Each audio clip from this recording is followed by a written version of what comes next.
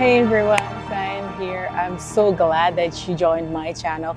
And today we're talking about a beautiful, beautiful story in the Bible. So 1 Samuel 2, 3, 4, 5 going on. You can read the whole story. It's beautiful. In summary, it's just a story where the people of God, they went into battle with the enemy, Philistines, and they failed. They lost the battle the first time. So they were like, hey, you know what? We're going to take the Ark of the covenant with us and we'll win this battle for sure. But they took the covenant Ark and they still lost the battle. So everybody was shocked. Even the enemy was expecting to lose, but the enemy actually won and took the Ark. So this is one of the rare examples in the Bible where actually you can see the enemy winning and defeating the people of Israel for sure. And they actually took the presence of God, the actual thing that the ark, the actual thing that gave victory to Israel for many, many years. Even the enemy was afraid when they knew that the other camp brought the ark of the covenant.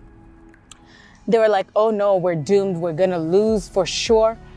But they won. They won and they took the Ark of the Covenant into their camp, into their country. So that story, like I read it over and over again, and I was wondering, but God, why did you let your people lose the battle? You know, it was all the name, the presence, the prestige, everything fell because of that. But what I understood from that story is that sometimes God wants to teach you a lesson, but He doesn't want you to lose your battle completely in the face of the enemy. So God will teach you a lesson. You will lose that little battle, but you will win the war. Because what happened ultimately is that the Philistines took the Ark of the Covenant and brought it into their God's house, right? And thinking that they won. But what happened is that God plagued them with sicknesses. God like literally destroyed their country and their people from within their city. So God has plans sometimes that we do not understand. Sometimes we don't understand why God made us fail, why God made us lose that battle, why we had that epic disappointment, why we had that epic embarrassment, right?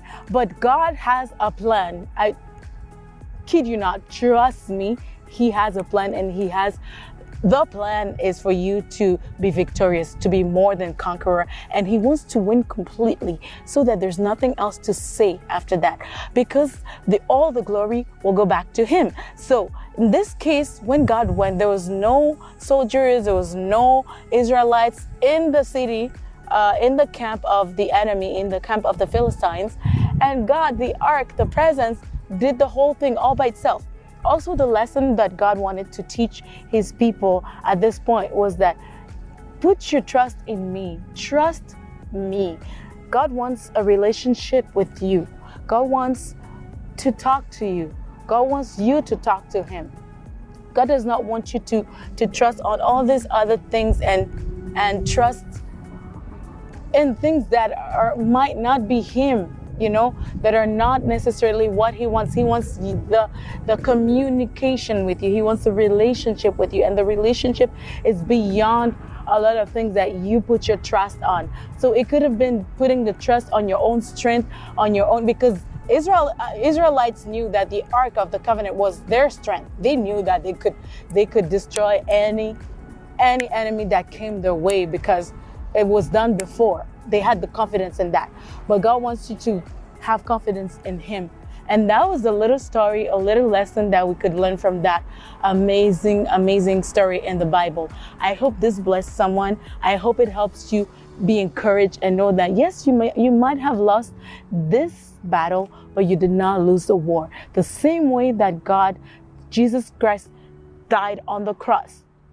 And the third day, He rose again, and He made us more than conquerors. That's all I had to share. I hope you're blessed, and I'll see you next time. Until then, take care.